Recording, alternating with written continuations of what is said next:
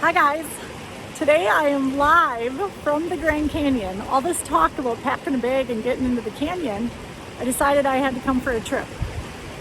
Today I am excited to talk about this topic because this is one of the places that I always visualize when I talk about this topic. And what this is a boundary, okay? We have boundaries everywhere that we are. We have boundaries in our relationships with people, in our family. We have boundaries with students. We have boundaries with our children. We have boundaries with our friendships. And so boundaries are definitely something that, if done well, we get to see the results. But you know what? Boundaries aren't always easy, right? Just because we set a boundary doesn't mean that a boundary will be followed by the person we set it with. Today, I want to share with you, though, why it's so important to follow through with those boundaries and what the benefits actually are. So one of the ways somebody explained to me a boundary, and it's always stuck, and it's always been something that I see as something that really helps versus something that hurts. Because setting a boundary isn't always comfortable, right? Like, it's really uncomfortable to have that conversation or to have that limit be set, but it really is for the greater good. And one time I read that, what happens to a river that makes a river so beautiful? And so, as you can see, I'm standing here on the Colorado River at the bottom of the Grand Canyon, and this is what I visualize, right? So I'm thinking like, well, what makes the Colorado River so pretty and so powerful and so beautiful? And you know what it is? It's a boundary. It's the banks. There are banks along this river, as you can see.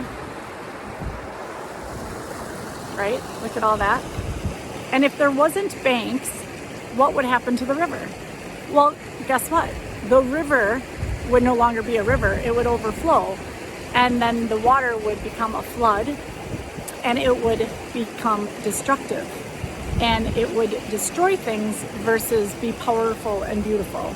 And so I think boundaries are the same way. When we have wild-spirited, for me, children or students, if we don't give them a boundary and the frame that they need, if we don't give them their banks to succeed, sometimes their energy becomes destructive. Even with ourselves, right? We have all this energy and all these ideas, and if we don't somehow put the banks in, the bookends, maybe that is what we had talked about last week, those routines, the morning routine, the nightly routine. If we don't have these bookends, sometimes the day can get away from us, or the energy can get away from us, and it can become destructive and destroy instead of something that's powerful and beautiful that holds us in. And so as I talk about boundaries today, I hope that this visual stays in your mind.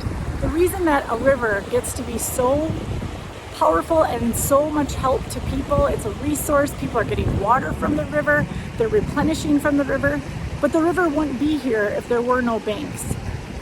So I hope this mindset shift was a gift for you today. And I hope that you can now see boundaries as a blessing and understand the power and beauty they truly can have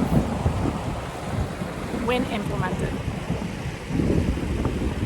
Bye everyone, have a great day. See you